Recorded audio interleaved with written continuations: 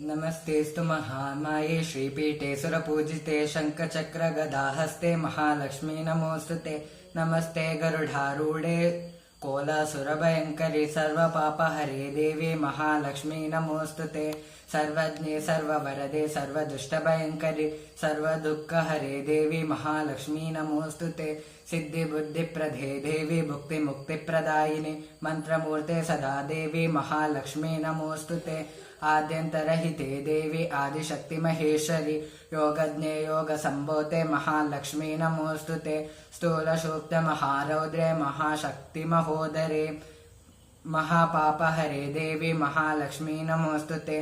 पद्मासनस्थिते देवी परब्रह्मस्वरूपिणि परमेश्वरि जगन्माता महालक्ष्मी नमोऽस्तुते।